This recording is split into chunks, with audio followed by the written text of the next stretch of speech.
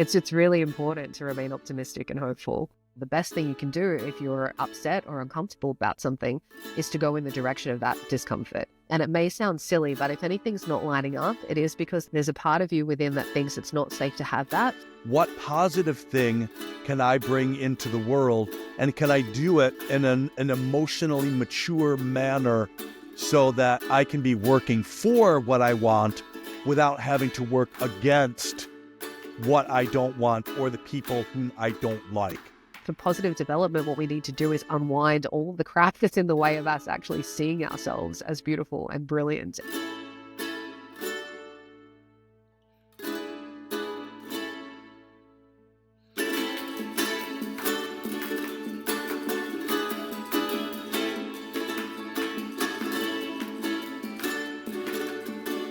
Hello and welcome to the Positive Development Podcast. My name is Bart, Colen, and this is my co-host, Dante Ciolfi.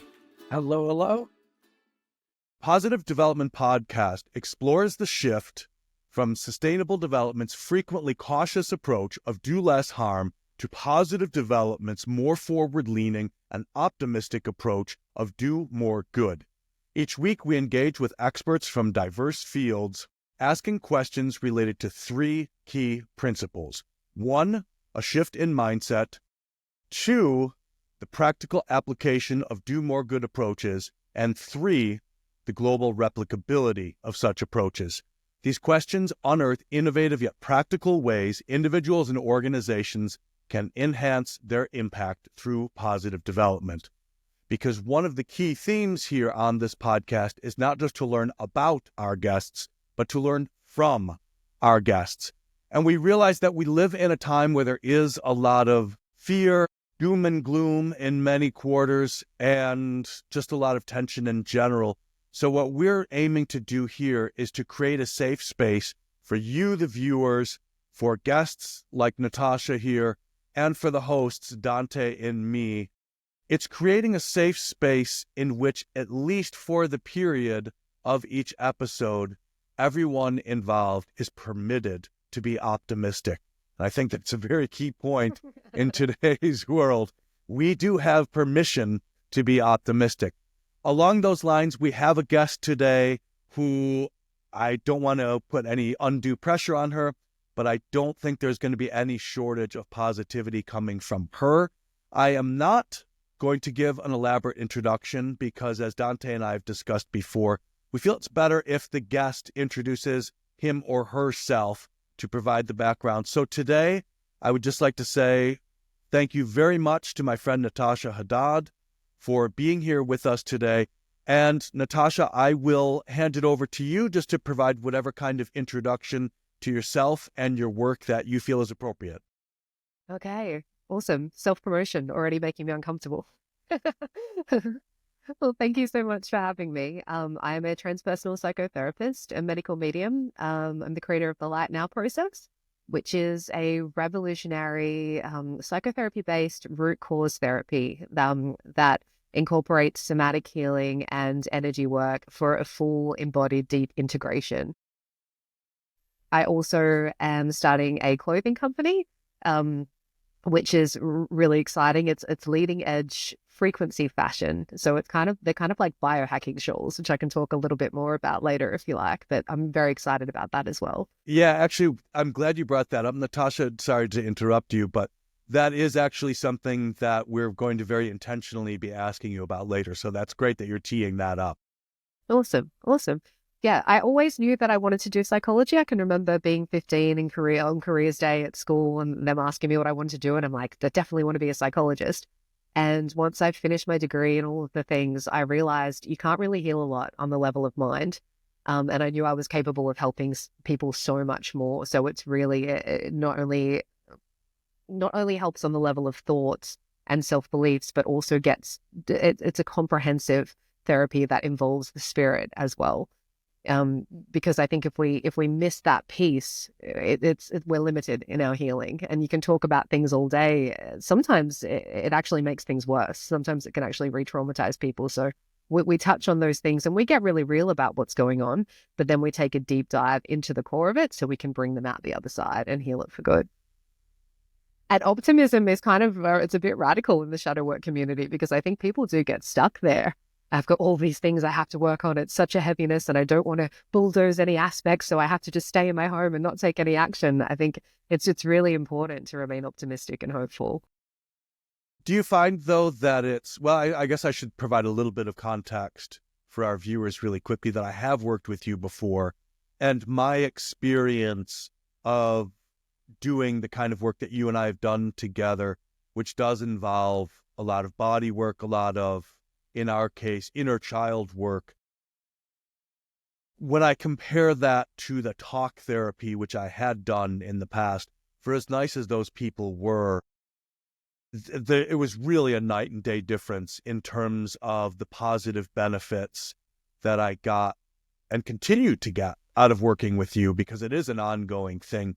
And the optimism point, I'll be honest, it is, once you start to realize that you are getting some of that healing going, it is much easier to be optimistic.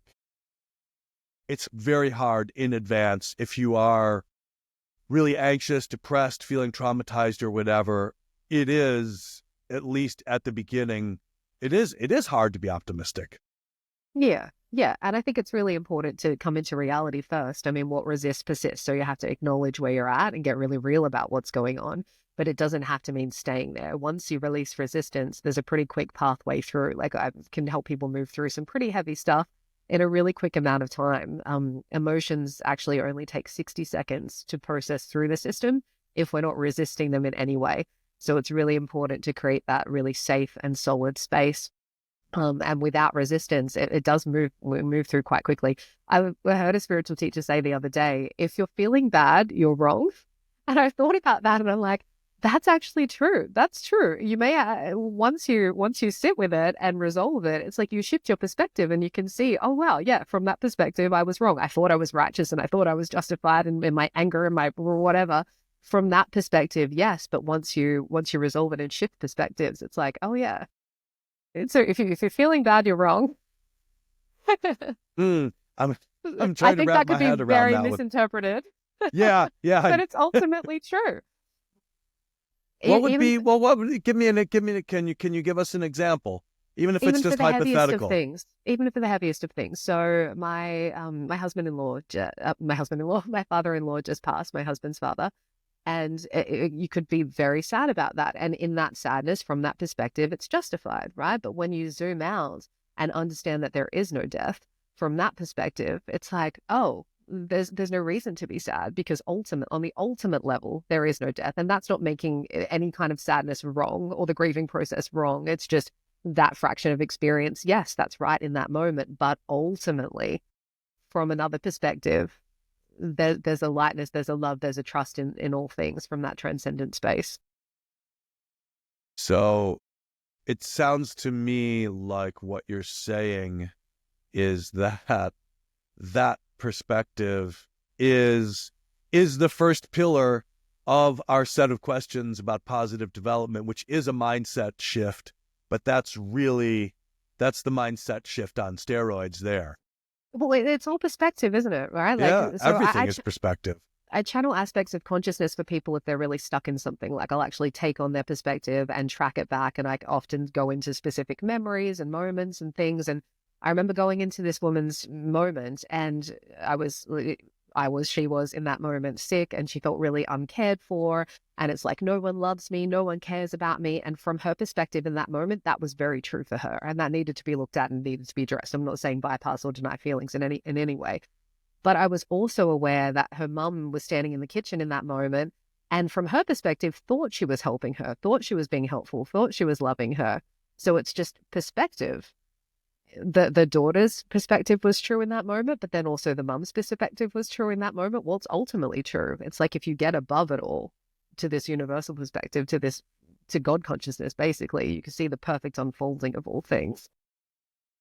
Do you think that part of the value that you bring in this work, on top of the specific processes which you're able to facilitate, for example, the ones that you facilitated with me, and which I really like, and I hope you realize and even notice in me that I've got a lot out of them over the time that we've worked together. Do you feel also that part of the benefit you offer to your clients is just the fact that you're not them, you're not inside their skin? Because when we are within our own skin and in our own head, particularly if we're feeling very freaked out or traumatized, it's almost, I won't say it's impossible, because obviously it's not impossible, but I know from my own experience, it feels damn near impossible to get perspective in those moments. So to have an external person like yourself who is capable of helping people feel this way, it seems to me that you're able to offer the perspective that the person is not able to offer themselves in that moment. Does that make sense? Yes, and also in due time. So that's not something you'd even want to go for. If something traumatic happened, to go to a higher perspective, and I'm definitely guilty of doing that, it bypasses your feelings and it actually lengthens the journey that it takes to heal. The best thing you can do if you're upset or uncomfortable about something is to go in the direction of that discomfort, to actually be with it, to acknowledge it, to feel it, to sense it, to be with it, to feel it fully, to give yourself time and space to feel it fully. And in time, it's inevitable that your perspective will shift and you'll feel relief and all the things. But if you jump there too fast, we're just in bypassing, which is just another form of suppression. And I've been guilty of that in the sense that if something happens to me, like the other day, when I was in Queensland, I missed my flight. And oftentimes I would just be like, oh, okay, everything's unfolding perfectly. I wouldn't even acknowledge the discomfort. I wouldn't feel it. I would go straight to that higher perspective. But this time I'm like, I'm actually going to let myself feel the discomfort of this. And look, my friend came back to pick me up and she's like, are you okay? And I'm like, actually, no, I just need a second. And because I allowed myself to fully feel that, I could see the lessons there. And the lesson for me was fully taking responsibility. I could see that the flight was just a representation of a greater thing playing out in my life, of where I don't fully take responsibility. I don't fully map things out. I'm very much in like a feeling space. I'm not very logical. And it was a call to action for me to do that. And if I didn't sit with the discomfort, I wouldn't have extracted that lesson. So I'm like, okay, what I need to embody now is more like, I need to bring that logic back online. I need to actually sit there and plan things and map things out and spreadsheets. And it filtered into so many different aspects. But if I had to jump straight to everything's unfolding perfectly, I would have missed that. Right. So Right. although that's ultimately true, it's like, it's also important to feel the discomfort in those moments. Yeah, and it probably goes without saying, Natasha, but there's no timeline on that working through the discomfort as well, correct? Everyone's different. Yeah. Yeah, everyone. And you can press pause on awakening for your entire life. I could have ignored that lesson for another week, another 2 weeks, another year, another 10 years, until it's like, how much discomfort do I want to be in? Because I'm not fully taking responsibility, and eventually decide to look at it. It's like the time it takes is, it's very individual. Go ahead. Were you going to say something, No, Dante? I was gonna ask Natasha a question, but it's kind of shifting a gear. So if you had something on this, Bart, go. Yeah. No, go ahead. I'll remember where I was going to go. Yeah, With this. I mean, you shared that moment as a 15-year-old, Natasha. Part of me wonders what aspect of you drew you to psychotherapy as a profession. And for some reason, I get a vibe like it happened even before being 15 years old. But I don't want to put thoughts into your mind. I mean, I am picturing you as the kid that instead of the lemonade stand had the mindfulness stand, Satori, $1, something like that. But fill me in a little bit. Yes, correct about that age thing. And what drew me into this? Trauma.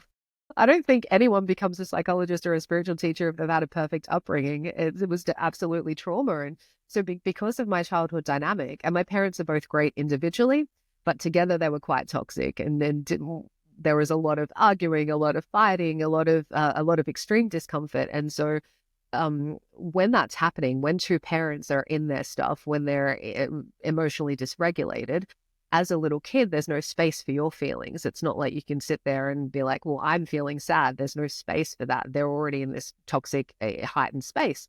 And so what I learned to do, I got really good at attuning to them, at regulating them, at basically suppressing my own feelings because there's no space for this. So I'll become really attuned to mom. I'll become really attuned to dad. I'll get hyper attuned to their body language, their energy, their tone, and I'll become really good at regulating them.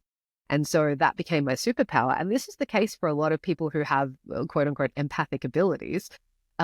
It's often a trauma response, and it's beautiful once it's trained and honed, and now I can use it in service. But it was very overwhelming for me, particularly in my younger years. Like I was too sensitive to other people's energies, because I'd gotten really good at suppressing my own feelings and taking that on. So I'd pick up people's pain, I'd pick up people's anger, I'd pick up all of it, and being in isolation was relief for me. Like even going to the shops was overwhelming, and it would feel like I'd feel anxious, and I was too open. So it was a process of me honing that, not like appreciating those skills. And it's made me who I am, absolutely. But once it's honed, it's brilliant. Once it's out of control, empathy is very uncomfortable to live in. Yeah. Definitely. So it's the well, kind of something like Dante and I advocate in relation to a lot of things, which is even with something like that kind of healing and the empathy, you do have to be pragmatic. There does have to be a limit to how far you can safely go and have that be healthy for you, right? Yeah, because you can't help anyone if you're incapacitated by it. Like if I Right. was in this space, so what will happen in the session, I'll briefly feel what they're feeling. It'll come up in my system and I'll experience it, whether it's pain or emotion, but it's just brief, couple of seconds. So I get Yeah. clear on what they're experiencing. If I was sitting there in a completely open space and just bogged down in it, we'd both be in resonance in that space. I wouldn't be able to help them at all. It's Yeah, interesting. Go ahead, yeah, Dante. go ahead, Bart. Go ahead. No, Go ahead. go ahead. No, I was going to say, I had an interesting conversation adjacent to this, Natasha, with a friend who is an empath, not professionally, and she was absorbing a lot of negative energy. And of course, I have no degree in psychotherapy, so I don't know what the heck I'm doing. But I said, is there any way you can let it flow through you? In other words, you're porous. You're aware of that energy coming in, but it's not sticking. Does that ever enter into your practice? And again, this is just an idiot who knows nothing about psychotherapy, me. But I'm just No, curious yeah, to your totally. thoughts. Definitely in the beginning of my journey. And I see lots of people getting stuck in this. Like, I'm so sensitive. I just can't. And they use it as an excuse to not fully live their life. I'm just too sensitive. I'm bogged down in this. It's just too much. It's too overwhelming. And it's not helpful. And what I realized is I don't actually have to hold anything. God's got it. God can hold it. God, universal consciousness, whatever you want to call it. It's good. It's got it. Like, so I'm briefly coming into resonance because it's helpful and it gives me a sense of understanding, and it helps the other person feel completely seen and understood. When I'm in resonance, it can reflect those feelings back to them, but I don't need to hold it. Neither do they. Yeah. No one needs to be holding it.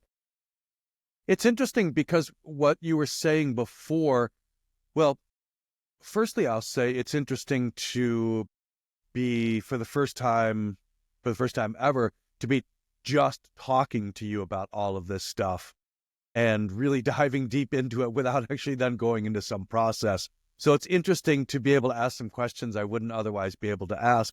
One thing I have learned, and I do have a question I would like to get to on the back of this because I think it's very relevant, but one thing just to hop on the back of what you're saying, and I think this can happen not just on an individual level, but on a societal level.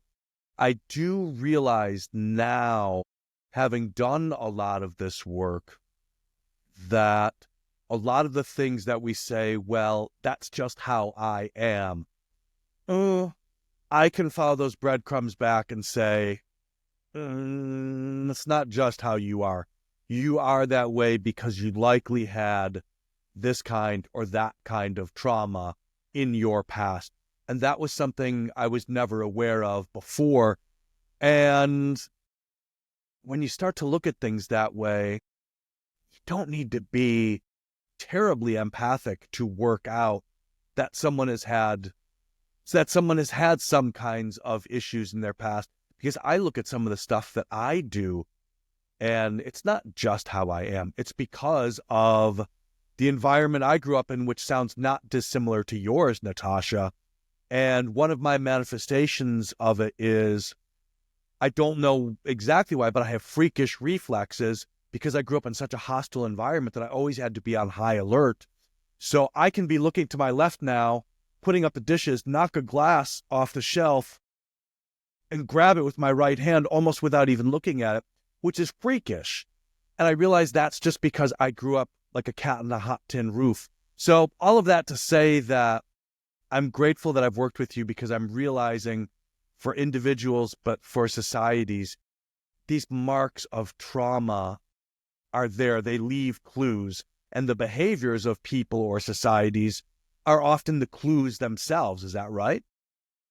Yeah. What I like to say to people is your personality is a conglomeration of coping mechanisms you developed through childhood. And so enlightenment or awakening is a process of emptying that out.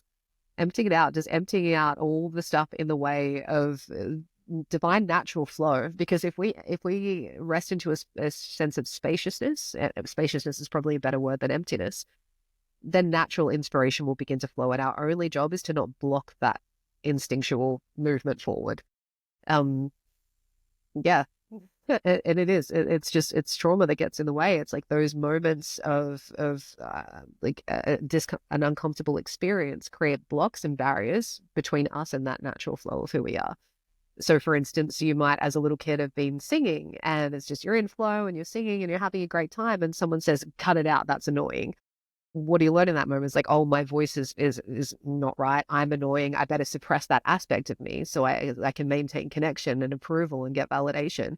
And so in moving through all of that trauma, we get to bring those parts of us back online. And it's like maybe that person then becomes a singer. It's like, well, actually, when I'm in flow, this is my greatest joy. This is who I am actually, beyond all the trauma, beyond all the stuff, beyond all the misperceptions and things that I've been taught and told, whether by like family or society or, yeah, it's coming back to self, who we are authentically beyond all of that, beyond all of those mental constructs and incorrect belief systems. It's a tricky thing too, because particularly in Western society, I'm not sure that in other societies it's quite so extreme, but certainly in Western culture, and this is something you and I have talked about before, but I think it is worth bringing up here because you're talking about blockages, things in the way. And, the opposite of blockage is, as you say, flow. But we live in the West, at least, in a society in which we're always encouraged to add more things to our lives. Get more, earn more, be more, get more likes on social media, have a bigger car, have the, change the tile in your kitchen because this year, light gray is the in color. We're so encouraged to add stuff into ourselves that we don't often realize that it's actually stuff, physical, mental, emotional, or psychological, that's usually actually in the way. Yes. Yeah, I agree with all of that. Also, so like it's I'll use myself as an example. So I used to have dreadlocks. I never used to wear makeup. I was pretty disconnected from my body and physical form. I was in my time where I was meditating for like 4 hours a day and up and out, up and out. And so for me, reconnecting with my body, with myself, with my femininity, it was actually really healing experience to get the nails and to get the hair and the lashes and all of that. It was beneficial to spend money on beautiful clothes and all the things. From where I was at, that was beneficial.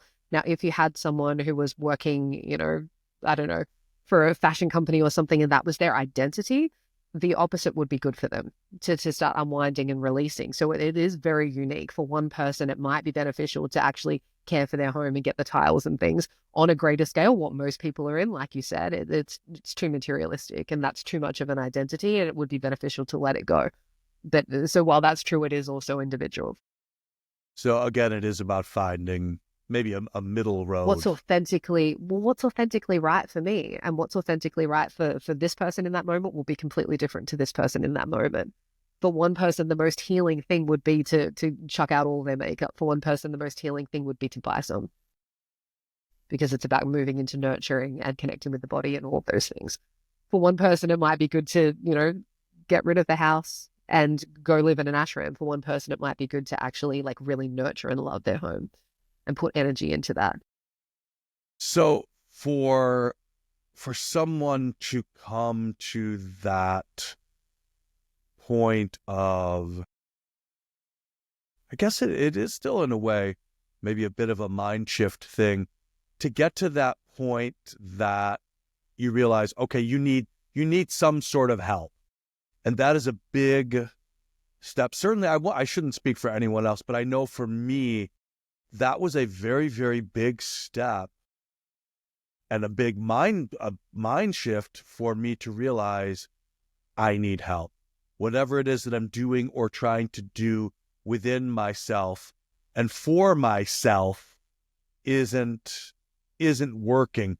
So I'd like to know what you have to say about that, because, I'm sure you've dealt with that with your clients, but also in relation to yourself.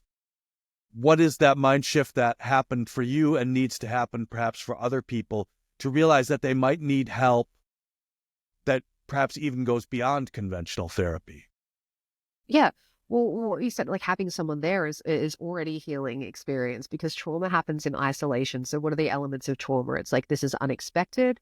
I have no strategy to feel better, and I feel alone in this moment. So just reaching out for support, having someone there with you repairs that aspect. It's like, oh, I'm going into these feelings, but I'm not going into it alone. I don't feel isolated in this. There's someone here that's got steps and a supportive structure to help me through it. It's not like I have no strategy to deal with it. Like, just working with someone capable and competent is going to repair all of those aspects. Trauma is created in isolation. In that moment, you could be surrounded by people, but it's in that moment, I feel alone and I have no strategy to find relief. One thing along those lines from your specific journey, if you don't mind discussing it, Yeah. you certainly don't have to. But one of the things that I admire about you is you've been very, very open, and people can see this on your website, and we'll obviously put the link to your website in the show notes on YouTube. But one of the things that you're very open about, and we're certainly very open about with me, was this radical physical transformation that you underwent in terms of weight loss. And what was it for you that was the breaking point to realize that you did need help and, to be willing to accept that maybe this kind of stuff could work for you?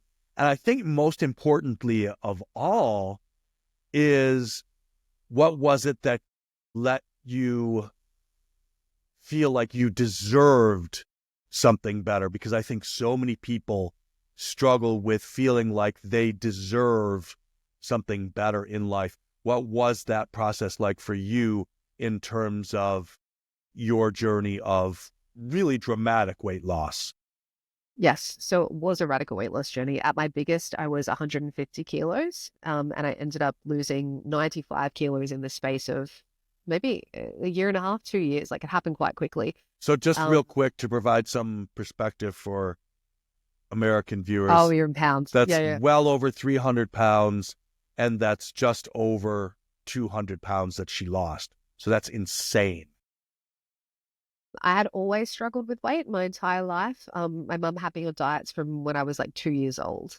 Everyone on both sides of my family struggles with weight. So absolutely, there were genetic components, which I would also say is ancestral trauma, and which can be cleared when looked at. But what was it for me specifically? I think it was a combination of things. It was, and this will often happen if you've got like a core wound, there will be different aspects that need to be addressed. One aspect of that was, so I did the process that I do with clients with myself. So I really sat with it. I really sat with the part of me, and this is really helpful if you're struggling with something, no matter what it is that you want that you feel like you can't get. So for me, that was to be light, let's say like skinny and beautiful. I welcome forth a part of me that doesn't want that. Like I welcome forth the part of me that wants to be overweight. And if you're struggling with money, for instance, you could welcome forth the part of you that doesn't want to have money, that wants to be in poverty. And it may sound silly, but if anything's not lining up, it is because there's an internal competing aspect. There's a part of you within that thinks it's not safe to have that for whatever reason. And the reason will be valid once you sit with it. So I'd encourage listeners to get really open and really curious, and invite forth a part of them that doesn't want the thing that they're trying to get. And so when I did that and I sat with it, I tracked it back to a moment of being really little, maybe 5 years old, and watching mum in her tights doing the aerobics videos and everything, and always on a diet, always, doing all the things. And she said to me, she's like, oh, lucky you don't have a sister that's skinny. If you had a sister that was skinny, you'd probably hate her. And I was like, because I was always a chunky kid and struggled with my weight. So what I made that mean was, oh, if I'm skinny, mum's going to hate me. If I lose weight, mum's going to hate me. So it was like really beneficial for me to hold that weight. Mum is my primary connection. It's like that, my sense of safety. And what's not like at 5 years old, I can be like, oh, this isn't working for me. I'm going to move out. It's like, this is a primary relationship. I need to make this work. And so unconsciously was holding that as like, oh, I can't lose weight because mum's not going to love me. That was one aspect, many aspects. One aspect was feeling safe in my body. Like if I lose the weight, I'm going to get too much attention. That's going to feel uncomfortable and unsafe. There are a couple of different elements, but I think if you just start there, like get open, get curious, welcome forth. Is there a part of me that doesn't actually want this? And just sit and breathe and notice what comes up. Natasha, you mentioned an ancestral component. I'm fascinated by that. Did you literally go back to grandmother, great-grandmother, great-great-grandfather? Is that kind of what you did as your process? I think we can get lost doing that. Like I started offering, like in the beginning of doing this work, offering like past life regression and things like this. I think it can be really entertaining, but I think we can get lost in it. And I trust that I think 99% of the time, whatever's going on will show up in childhood experience in some way. Occasionally, very occasionally, it will jump back to a past life or something with ancestors. But I think that, it's easy to get lost there. I think if you just sit with openness, curiosity, 99% of the time it does show up in childhood experience. And if it's something else, trust that. Go with it. You can work. I've worked on past life experiences or ancestral experiences just like I would with inner child work. It's no different because on the ultimate level, there is no time and it's all unfolding in this quantum field of now. So it's really no different. I had a funny experience working with a client. She was struggling with anxiety and we were processing through that, and she jumped back into the moment where she first felt that feeling, and she was surrounded by a group of people. They were sitting in a circle.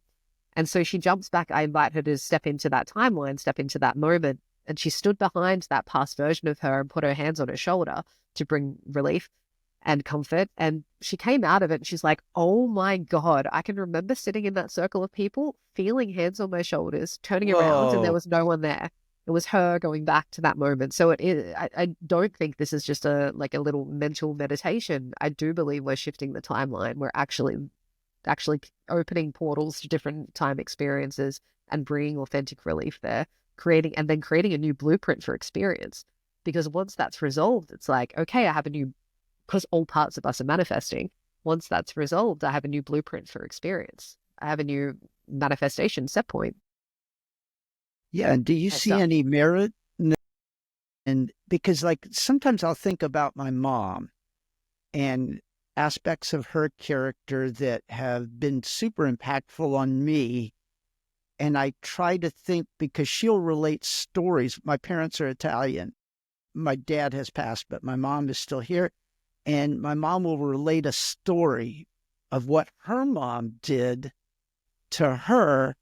And I try to make all these little connections in my own mind. Oh, okay. So that explains that of why you said that to me.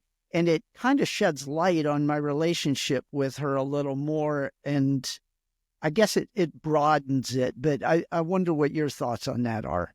Yeah. And it brings about compassion, doesn't it? Because it's like, it's very easy to get locked into your perspective and feel really justified and righteous and like they wronged me. And a lot of people are stuck in this with their parents. But it's like, if what I like to encourage people to do is if you're really struggling with a parent or a family member or anyone, picture them as a child because oftentimes when someone's really horrible to you, they haven't had the best experience. And so picturing them as a child and imagining what their life experience was like when they were little and what their parents were like to them and so on, it helps access compassion. That's one of the things that you just said it so much quicker and so much better than I said it a few minutes ago. But that's one of the things I've been able to do, at least much better than I used to be able to do, because, like I said, I'm realizing now that when people or even societies are acting in a certain way, that there is some sort of trauma there at the core. And because I recognize that, it has helped me to become at least more compassionate than I was before, because I realize, it's not just like this person is 6 years old in that moment. They really are 6 years old in that moment. Yeah. Because Yeah. they are living in that wound, even if they're 77 at that. Yes.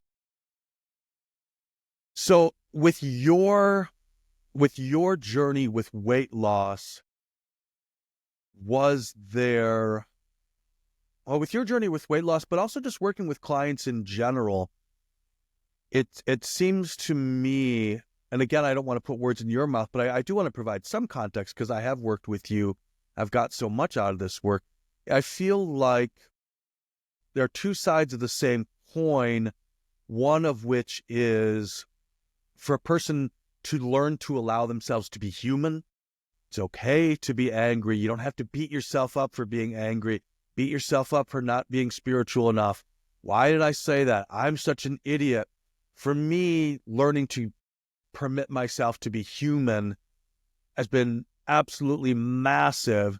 And the other side of that coin is getting to a point of actually believing, yes, I do deserve a better life. What has your journey been like in relation to permitting yourself to be human, believing that you deserve more, and also helping your clients to permit themselves to be human and to believe that they deserve more? Yes. And there's benefit to every emotion, like even anger. There's anger in a toxic space that's hurting and harming people, but there's also anger as like this fuel that helps you set boundaries, that helps you like passionately move forward with things. And so I think it's important to look at no emotion as being wrong or bad, or that there's wisdom in all of it if you just allow it. And like I said, once there's no resistance, it runs through quite quickly. One time, we took the kids to Bali and we're at this holiday resort thing, and there was a kids club there. And I booked the kids in to go to kids club so my husband and I could go out for lunch. And my eldest was happy to go because he'd made a friend there. And my little one's like, I'm not going. I'm like, that's okay. Like, let's just go and feel it out. And so I took him down there and he's like, I'm not going. And I'm there and I'm trying to convince him and I'm convincing him and like trying. And he grabs the sunscreen out of my hand, throws it on the ground. He's like, I said, I'm not going. And I looked at him, I'm like, I'm so proud of you. Like, I'm so proud of you for like setting your boundary. Like, okay, cool. And so I didn't make him go. But I'm like, and that wasn't most people's experience. Right. It's like, okay, as a little kid, this doesn't feel right for me. I'm saying that. And what do we normally get? It's like, oh, shut up, like, stop Yeah. crying. That's enough. And it's like Yeah. being forced into situations that don't feel comfortable for us. So what he's learning, because the reflection is a positive one, it's like, oh, I get to be really attuned to my feelings. I get to express what I'm feeling and it's safe.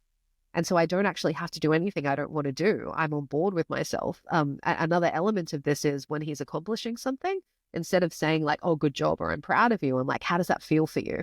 So again, it's internalizing that feeling. It's like, so naturally, it's like, I'm attuned to my feelings. When he grows up, I'm moving in the direction of things that feel good for me.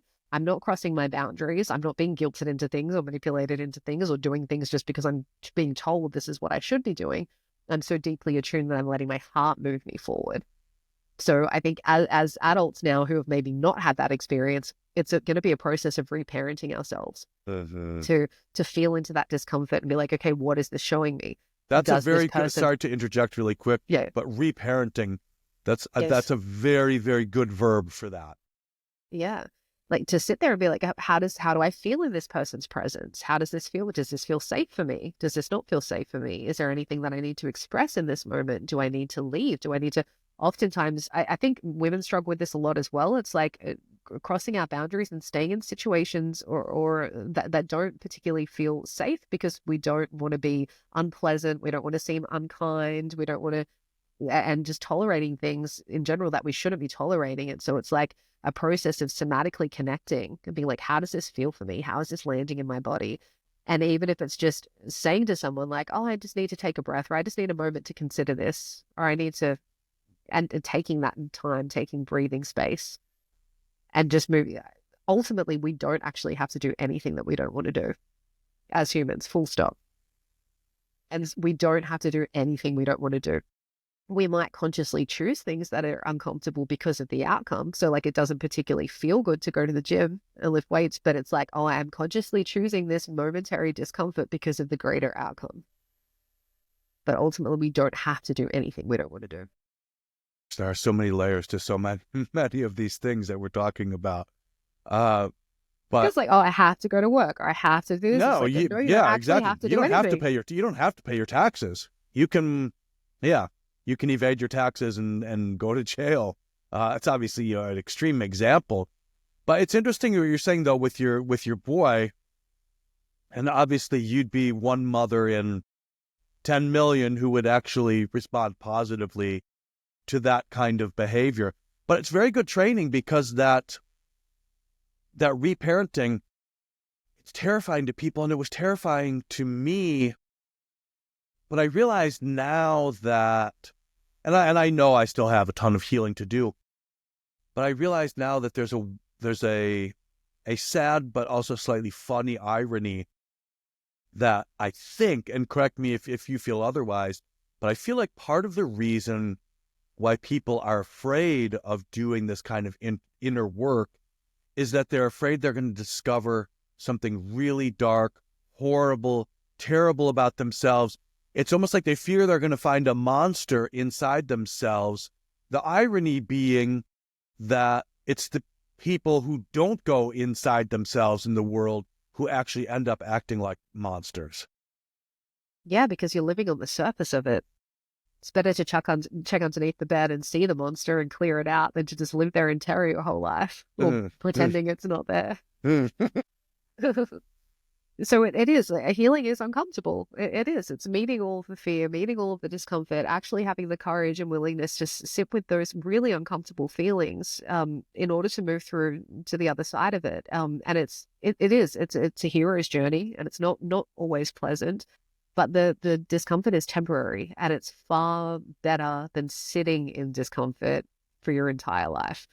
And I think there's also a period of messiness when we start doing this internal investigation. But it's like cleaning a stove. So it's like if all the grease is old and it's settled and it's just sitting there, once you start to scrub it, there's a moment of time where it looks more messy than it did before. Trust the process. Things might be a little bit messy and a little bit discombobulated. It's okay. I think patience and understanding and compassion is required. And it's not always comfortable, but it's where your light is. It's where actual love is. Right. I hear the word compassion a lot, Natasha.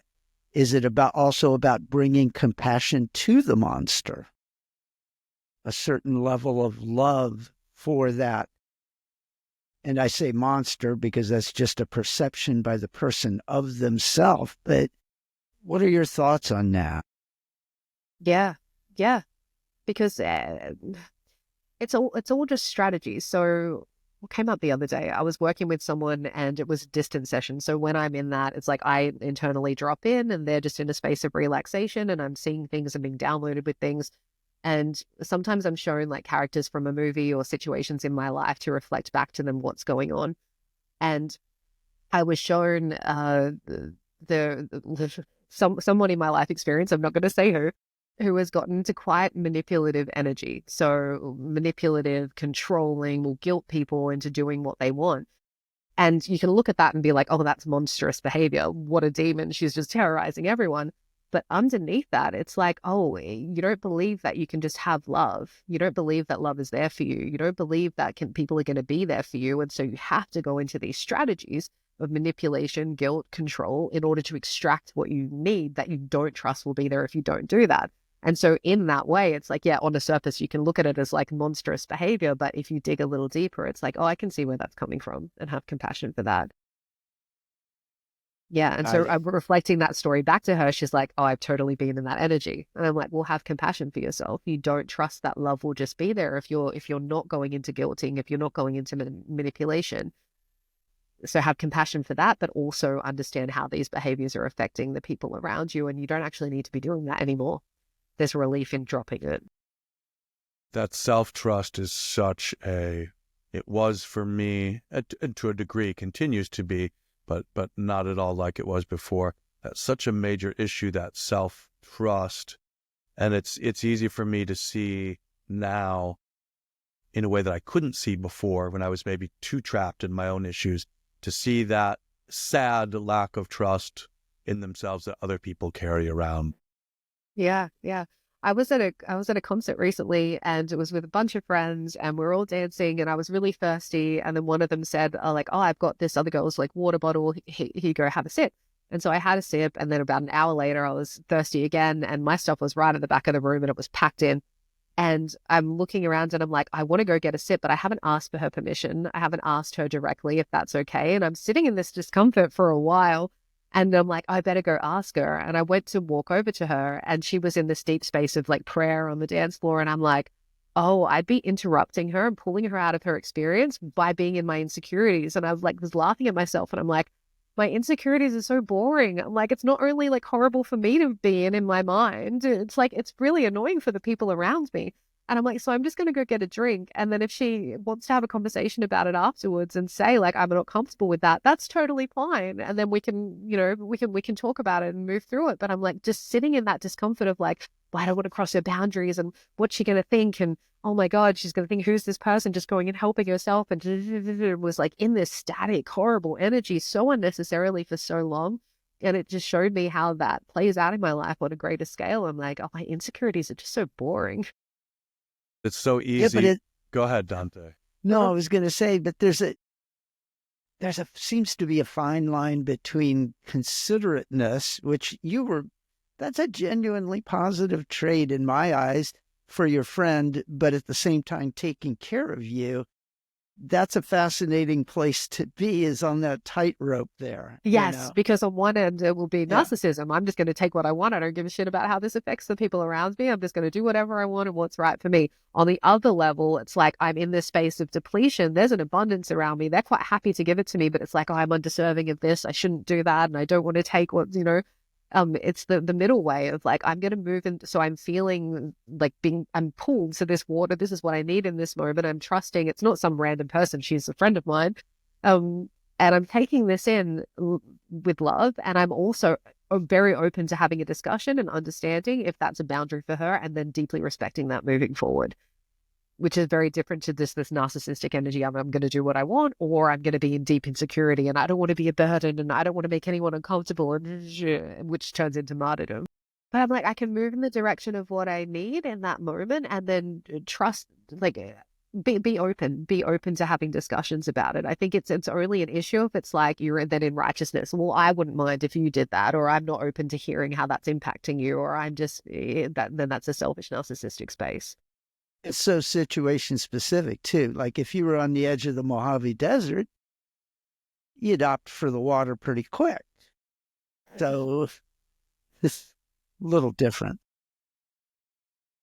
That oh no, sorry. That's because that energy has played out for me in so many ways, though, of like, I don't want to burden anyone, or I don't want to make anyone feel uncomfortable. And it really blocks me from expansion.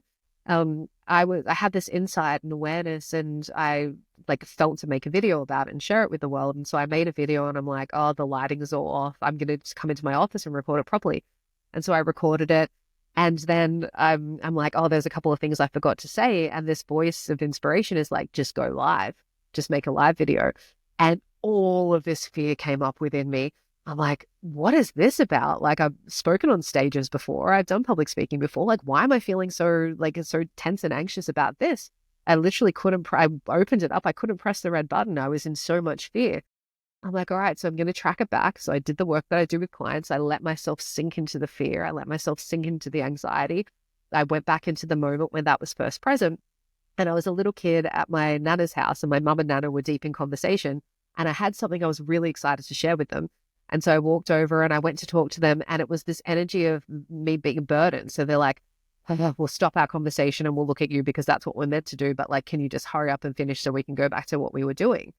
And so I'm like, oh, this makes sense. It's like at a talk, people are paid to come and see me. Or when I do a video, like people can choose to click on that or not. But I'm like, oh, going live was like, oh, I'm putting myself in places. Maybe they don't want to hear me right now. Maybe they don't want to see this right now. Maybe I don't. And so it brought up that same discomfort of like, oh, me speaking in this way is going to be a burden. It's going to be annoying. What if they don't want to see it? And so in clearing that out, it creates such a sense of freedom. I'm like, no, actually, no one has to do anything they don't want to do, and they can scroll on. So I get to fully express myself, and that's okay. And that can be comfortable and okay. And if someone doesn't want to take it in, that's their right. And it's not going to be for everyone, and that's okay.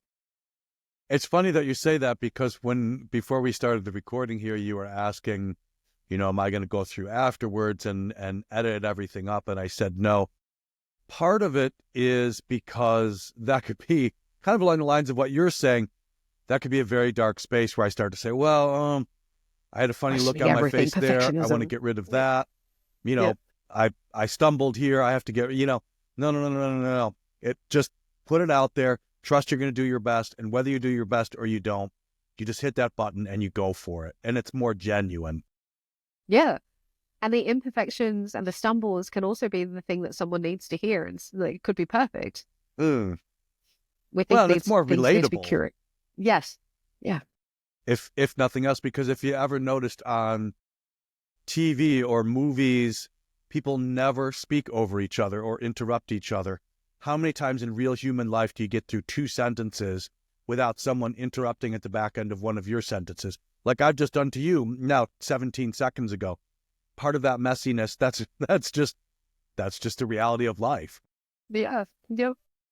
So a question I want to ask you is, you were talking very interestingly before, and we hinted at it with some of the products and some of the work that you're doing, but you were also talking about the experience that the woman had where decades later, she went back and put hands on herself when she was younger.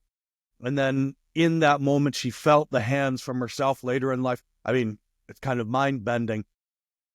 But it seems like you're in a very interesting line of work right now, because what seems to be going on with things like quantum physics, and I'm not going to pretend to have any understanding of that, but it seems like we're slowly moving in a direction where the kinds of things that these mystics have been talking about for thousands of years, and in a lot of cases, the kind of work that you're doing is actually starting to be, at least from a quantum physics perspective, scientifically proven.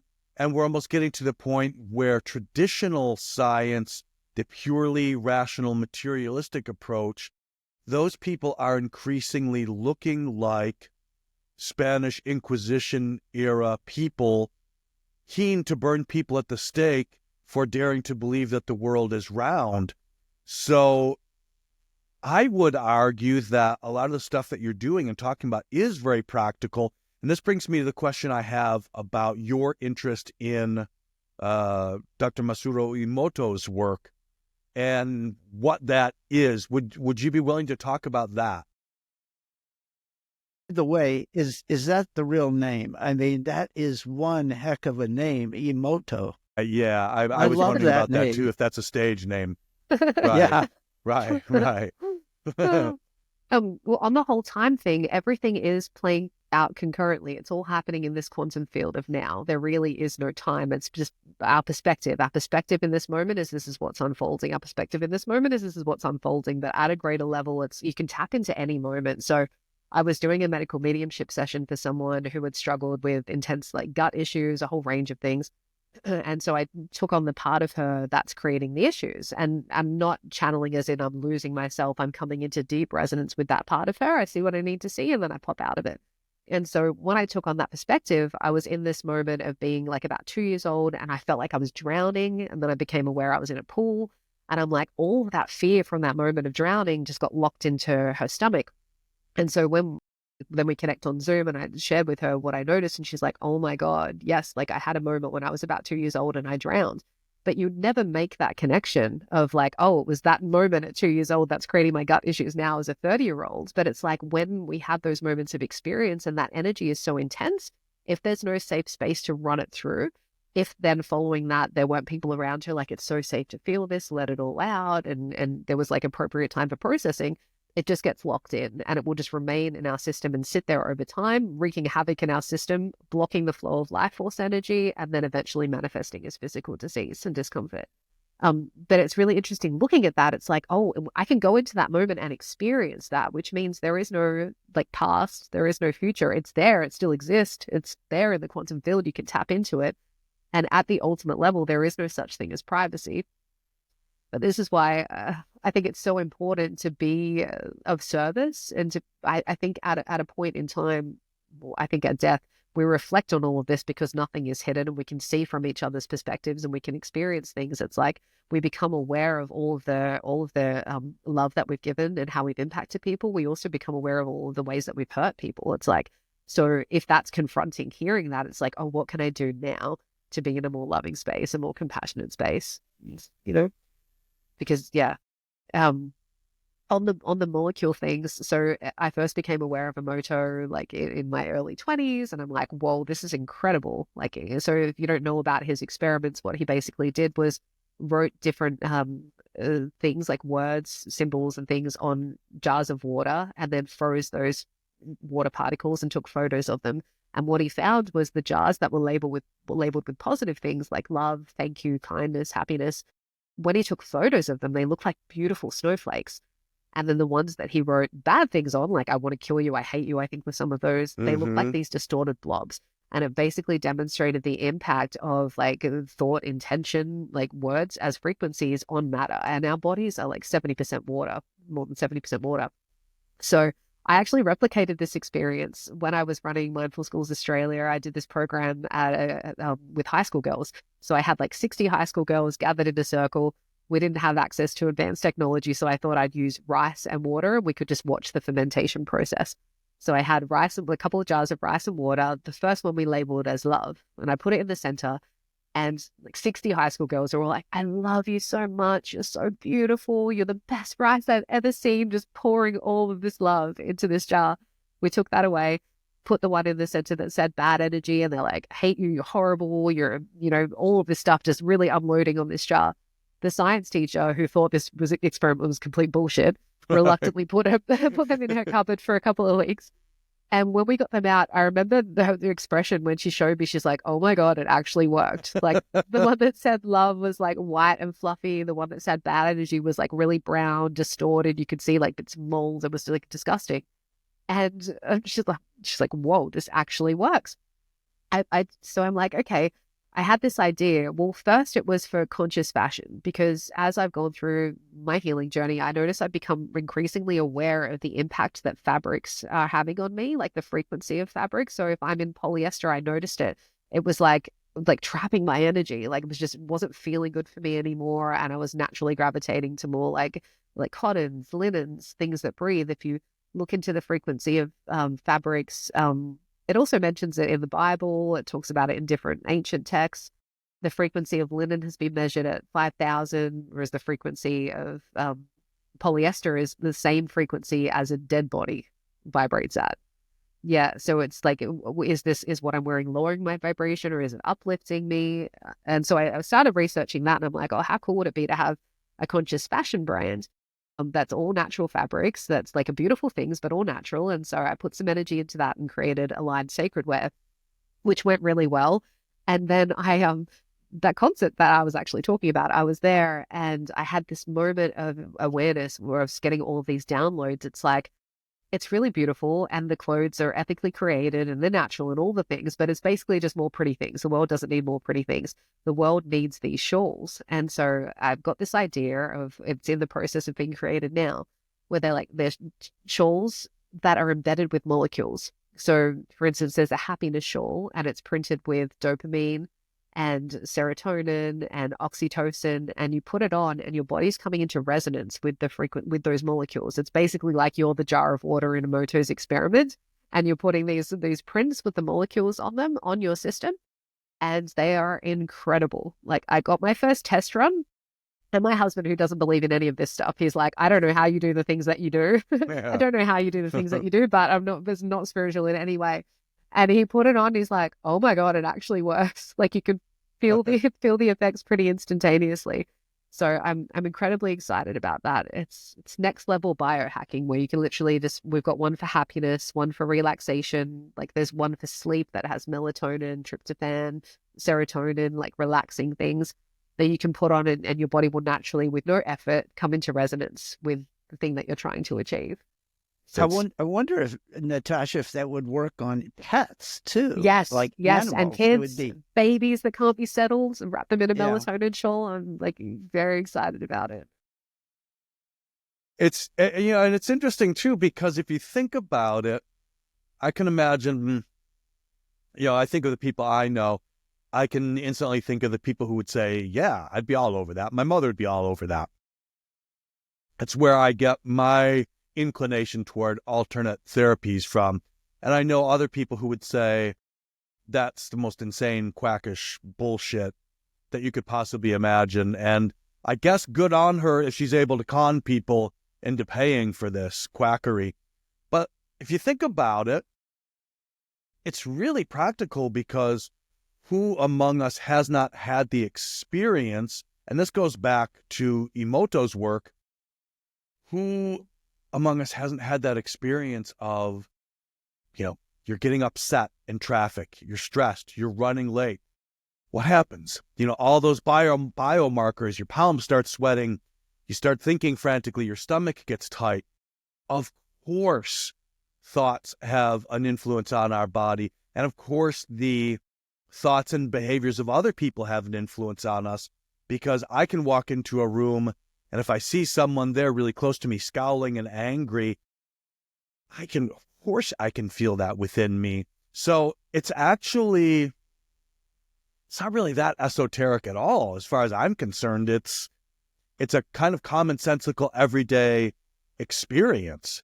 This transference of, for want of a better word, probably not for want of a better word, because it actually is what it is, this transference of energy, it's such a common thing.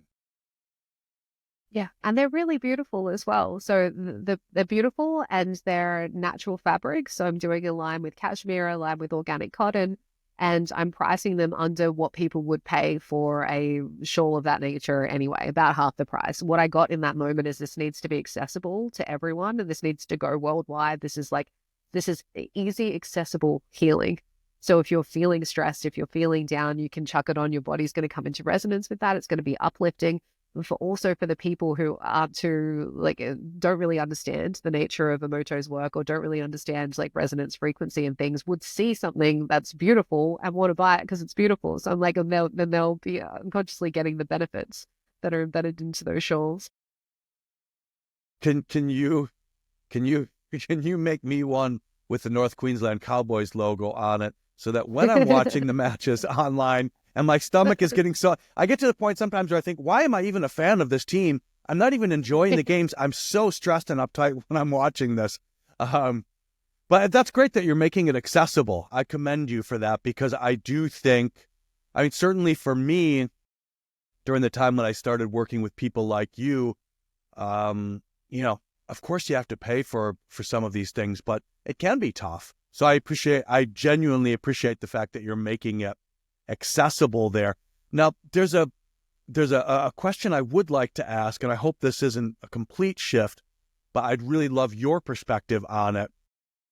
Is, how do you think the relationships we have with ourselves, the relationships we have with others, the relationships we all have with the world would shift in a more positive direction if we were to go from looking outside of us for enemies to sling mud at, and turning inward and realizing that the best way for me to be of service to the world is to be of service to myself in terms of healing? I'd have to imagine you'd say that would be a radical shift in the dynamics of the world. Yeah, of course. because what you resist persists. I love how Ramdas, because he was coming up in that time where there were a lot of protests and everything, is like when you fight against anything, you strengthen it. So if you're going to protest, like show up from a space of like, I'm claiming this is the reality that I want. I'm so excited for this reality becoming something that I want. I would really love peace rather than I'm fighting against this thing that's taking away my peace. So I think that's the first thing. It's like release resistance and get really solid in what you're wanting rather than fighting against what you don't want. It actually just strengthens it. Also, it's really helpful to see that there is no outside. So it's like, get really curious about where this is an aspect of me. If there's something that you really hate, you guys are in America, right? And there's a lot of people who don't like Trump, right? So if you're looking at that and you're so charged up around it, and I really just hate him and blah, blah, blah. Okay, it's like, what do you hate about him? Is he arrogant? Have you been arrogant? Is there a space within you that you can, if you get really honest, you can see that, see your own arrogance or see your own ego? And when you look outside, instead of judging or pushing away or hating, it's like, oh, where is this reflecting an aspect of me that I don't like so much? That shifts things hugely. It's like, because when you meet that and you feel that and you transform that within, there's not going to be so much charge when you see it externally manifest. That's interesting, because one thing that I've thought of for a long time now, and it's interesting you bring up the political situation in the United States.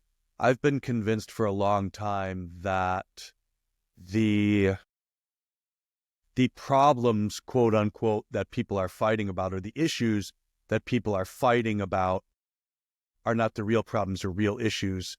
The real problem or the real issue is the fact that people are fighting about. Yeah, yeah.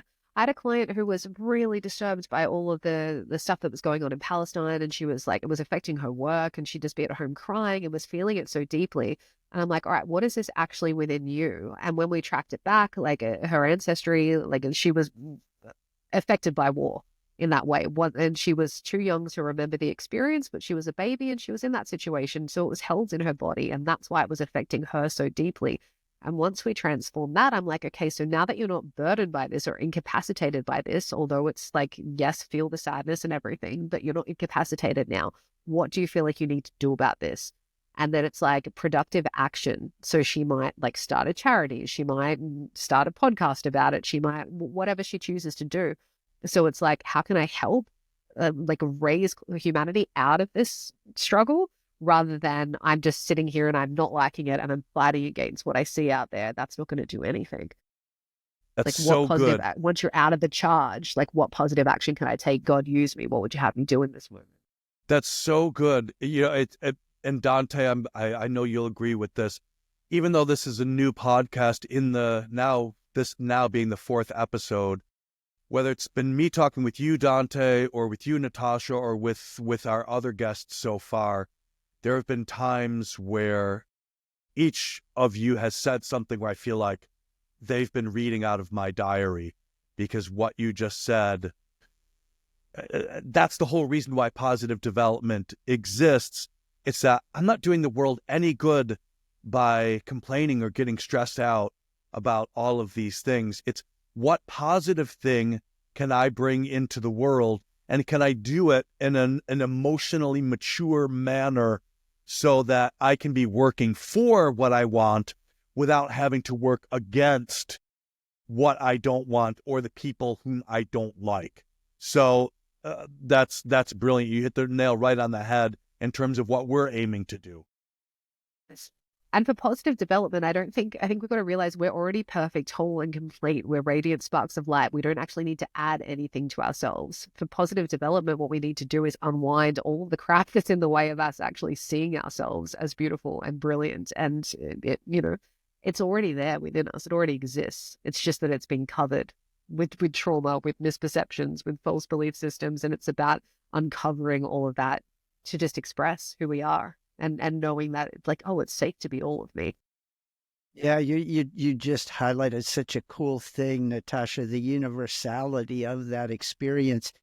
I'm curious, have you noticed any temporal trends? Because you've been practicing for a couple decades now as a psychotherapist. Just over 10 years Yeah. in this field for 20. Yeah. Yeah. And I'm wondering, do you see temporal patterns like throughout a period of time? Like, you know, assuming your clientele is transnational, do you see like, okay, this 5-year period, I notice a lot more people are freaking out about the potential of a fire engulfing their home? Do you see any patterns, or is it pretty much your entire professional life, it's been a consistent variety? Yeah, I do. You can look at it like we're the immune system. Like you guys, anyone who's probably listening to this, it's like we're the immune system in a planet who's riddled with disease. You can look at it like that. I think Marianne Williamson said that. It's like when you have a cell that doesn't want to act for the healthy functioning of the whole, when it just wants to do its own thing and greed and I'm just going to do what I want and whatever. What do we call that? A cell that's not acting for the healthy functioning of the whole becomes a tumor cell, becomes a cancer. And it's like, so we've come in as this immune system, I feel. And I feel like there's a lot of people on the planet that are like becoming these columns of light to help uplift everyone to the highest state of being. I'm not going to say 5D because I think that's so overused that people will just roll their eyes when they hear it. But I think we are on this journey of awakening, up leveling, raising our frequency. And there are a couple of key pillars. A lot of people talk about the 144,000 that are here holding space for our, the uplifting of humanity. And what I noticed was around 2012, it's like half of those people went through a dark night of the soul. They transformed what they needed to transform once they raised. It's like the other half went through a dark night of the soul around like 2020, transformed, raised. And so I did notice a trend in that there were a lot of people going through a dark night of the soul in those times. But if I look at like for my friendship group or clients, there'll be common themes. There is a bunch of people going through the same thing at the same time, but then another bunch of people going through this thing at that time. And it's like, okay, some of you need to stay with your eyes open while the others are resting. Okay, now it's going to switch. So I have noticed a theme in that way. Yeah, it's interesting too, because you just mentioned 2020, which my knee-jerk reaction, of course, is I'm a biology person, so I instantly go back to COVID. So that's interesting. Maybe just coincidence. So one thing, I know we're getting a little bit close to it on time, just because I want to let you go at the top of the hour, because I know you've got a session coming up. There are so many things I'm going through in my mind. Which things can I possibly squeeze in here in the last couple of minutes? I know you, and I know the kind of work you do. I believe in it. And kind of like what we've been saying, there is a lot of doom and gloom right now. But as you've just alluded to, there also seems to be at the same time an enormous amount of light emerging in the world. When I'm 50 years old, and if I look back 40 years, the awareness around so many global issues that are talked about constantly now has increased exponentially. In 1985, you could not go into a grocery store and see labels on baked beans talking about how they're sustainably produced and ethically sourced tea. These ideas were decades away. And I think that drive for people to realize that there is something more to life than just living a purely materialistic existence, I think that's increased hugely. So in terms of practicality and spreading the kind of work that you do globally, what do you think could be some practical ways for the kind of work that you do to get more of a toehold in the wider world? I think as individuals, get really clear on your passion and purpose, connect in with what you're naturally inspired to do. And your work on this planet is always going to be something that feels joyful. It lights you up. And it might be something like, I had many years ago, a cleaner at my house, and she's like, I don't know how you do what you do. Like, to me, she's like, I wouldn't be able to do that and listen to people talk about their things. And I'm like, I wouldn't be able to do what you do. But she actually loved her job. She was a cleaner and she loved it. I love what I do. And so what feels right for you might be something that someone's like, oh, that wouldn't be fun. But for you, if you're deeply connected in with your purpose, your passion, it's not going to feel like work. It's going to feel joyful. So once that's clear, it's like, now it's just about getting myself out of my own way, releasing the fear associated with actualizing that. And I feel like if we're all just committed to that, to meeting our fear, to seeing the blocks, to seeing the ways that we're covering our own natural divine essence, and then just showing up as all of us, like that's how the world changes on a grander scale.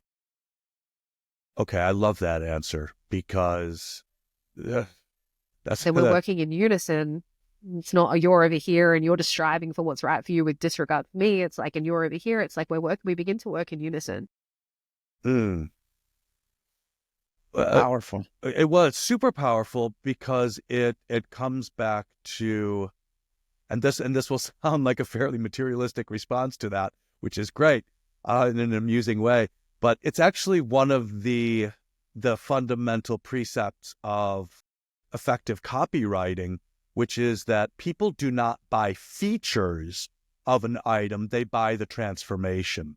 In other words, if someone wanted, going back to your weight loss thing, the most impactful way for you to sell a program wouldn't be able to say, 37 minutes of calisthenics every morning, 12 minutes of deep breathing, da-da-da-da. No. They want to see that before and after picture. They want to sell, you need to sell them that transformation. Then once they're bought in and they really want that transformation, then they're much more willing to do some of that literal or metaphorical heavy lifting in order to get there. So the reason why I love that answer that you just gave for helping people to access more of their own potential is you led with the transformation. What is it that you're most passionate about? What is it that gets you most in the flow? And that makes such good sense to me that if you can tap into that first and foremost with a person, boy, you stand a good chance of really hooking them. And maybe they would be more willing to do things that would otherwise seem frightening, like being regressed into childhood trauma. That's a brilliant answer. And there's nothing wrong with money. Like one of those people could be really passionate about making money, and that's the only thing that they're focused on. And then they end up amassing this fortune and buy a retreat center, that's going to help serve the world. So it's like, it's going to be different for everyone. Nothing is right or wrong. But when you tap into it, it's going to feel joyful. It's not going to feel like work, although there might be difficult or stressful times. It's like, oh, I would actually still do this. Like if I had 10 million right now, I'd still be doing the work that I do because it just feels so good for me. I just love it so much. It lights me up. It's like finding whatever that is for you, whether it's becoming a firefighter or a cleaner or a spiritual teacher or whatever. It's going to be uniquely for you. There's only one of you. So tap into that. And then your only job is getting out of your own way and expressing it to the world. Well, the getting out of your own way thing is funny because a few years back, I don't know if you'll recall this when we worked together, I had a little flash of inspiration. A concept came to me, and I don't know if you'll remember it, but I called it the beaver dam theory, which is that if you're in a stream and you want that stream to move, and you can picture a literal stream or a metaphorical stream representing the flow of a person's life, if that stream has been blocked by a dam that a beaver has built, if you want that stream to start to flow again, the very last thing you do is start adding more things to that stream.